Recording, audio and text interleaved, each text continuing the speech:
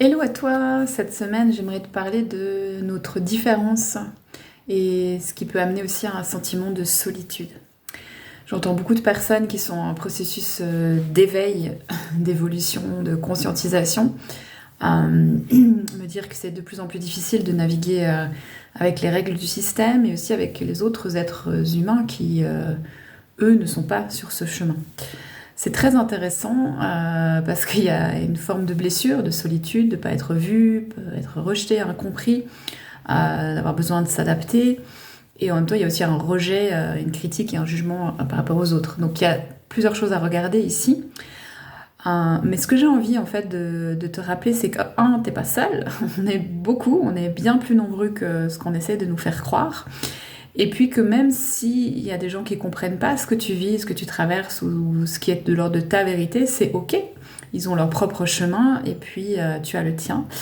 Mais ce que la chose sur laquelle j'aimerais insister, c'est que ça me paraît de plus en plus important de s'affirmer, de poser sa voix, de dire sa vérité, même si elle n'est pas comprise ou rejetée ou attaquée ou je ne sais quoi. Et de sortir de l'illusion de ce truc de on n'est pas très nombreux, on n'a pas de puissance ou je ne sais pas quoi.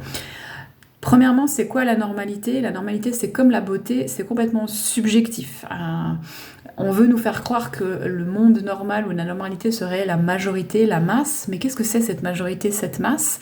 C'est ce qu'on nous montre en fait. Mais si tu t'interroges et tu vas interroger les gens, je ne sais pas en fait qui rentre dans cette majorité. Donc est-ce qu'il n'y a pas aussi une illusion ici du nombre de personnes et à nouveau c'est relatif. Et puis même s'il y a une majorité de gens qui sont pas dans une démarche d'évolution ou de conscience, ah, est-ce que majorité équivaut à normalité? Et est-ce que vraiment on n'est pas capable de faire basculer les choses même en étant une minorité? Mais pour ça veut dire poser sa voix, ça veut dire aller de l'avant, ça veut dire s'affirmer avec sa différence, sa bizarrerie, etc. Et depuis mi-2022 et maintenant 2023, les énergies nous invitent à collaborer, à nous regrouper, à nous serrer les coudes, à nous reconnaître, même si voilà, on fait pas forcément la même chose, on n'a pas forcément la même vision exactement des trucs.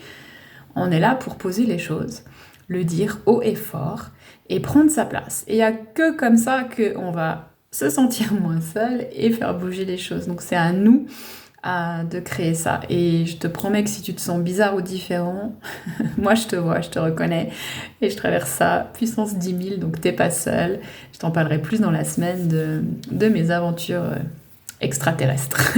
Voilà, en tout cas, affirme-toi, pose-toi, dis-le, dis ta vérité, pose-la, partage, c'est vraiment le moment, c'est important. Merci d'exister.